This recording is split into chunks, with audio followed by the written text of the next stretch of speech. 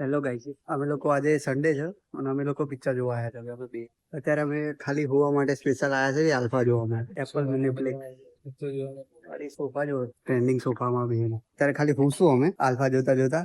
અને પછી સાંજે એક બીજું બુકિંગ થઈ ગયું અમારું મૂવી જોવાનું, કડકનાથ ગુજરાતી પિક્ચર. હજી અમે સાંજે જોવા જશું. તો ચલો તમને પિક્ચર બતાવું. આલ્ફા, આલિયા ભટ્ટ, બોબી દેઓલ, સરવરી અને બીજું અનિલ કપૂર. આટલા જણ છે મૂવીમાં. અને હિતિક રોશન બી છે, ભાલુ વગર.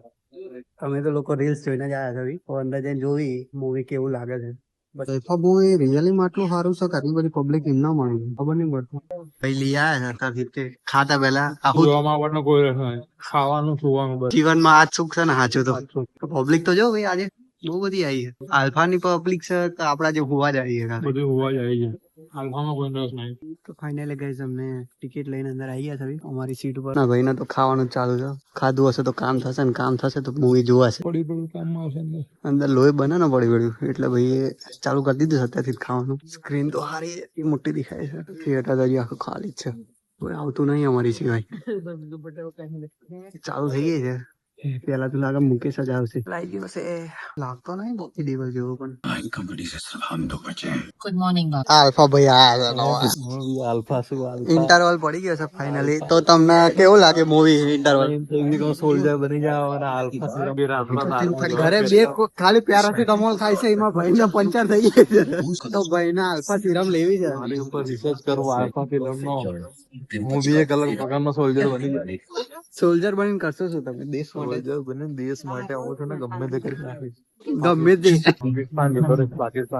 પાકિસ્તાન છે આદિવાસી સ્પાય ધુરંધર આલ્ફા. પછી છેલ્લા ભાઈ આવશે માર્કેટમાં દબદબો બનાવવા માટે. આલ્ફા નો હવે અંદર ના ભાઈ ના કીડો આવી ગયો છે. કાલે સવારે નીકળશે ટ્રેનિંગમાં.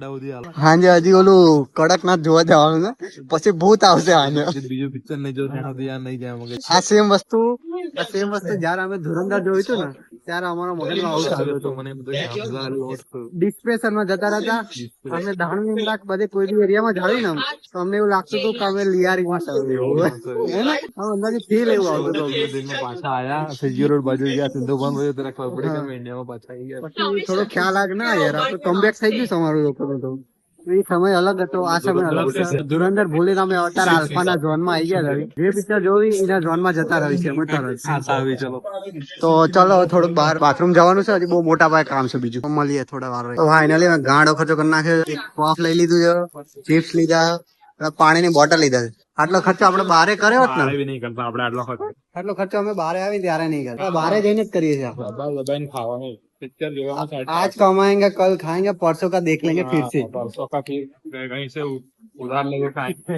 અહીંયા નહીં એવું પાછું પણ તમને પાછું એસી સિવાય ફાવા નહીં ને. અમારા બાપ દાદા બધાને ઘરે એસી જતી પેલા. આ તો હું અમારી 7મી પેઢીમાં વારો હતો તો અમે આયા અને એસી જતી રહે પૂરી. પફ ભાવતો તો નહીં પણ આ તો ખાય છે. બાકી મજા એમને રહેતી નહીં. મજબૂરી આવી ગરીબીમાંથી તમે બી નીકળીને જુઓ ખાલી એક વાર. થિયેટર માં આયા છે પડી લોહી બને રાખે. શું કહું તમારું? ભાઈ મૂવી કેવું લાગ્યું તમને? જોરદાર મૂવી છે. વન ટાઈમ વોચ છે પણ જોવા જેવું છે. અને છે ને આલિયા ભટ્ટ ને છે ને આવા રોલ ના આપો બરોબર. એક સ્વીટ જ એટલી લાગે છે ને તમે એને સોલ્જર ના આટલા સિરિયસ રોલ ના આપો. આ તમારું કઈ કામમાં નહીં આવે બરોબર. મૂવી સારું હતું, વન ટાઈમ વોચ જેવું હતું.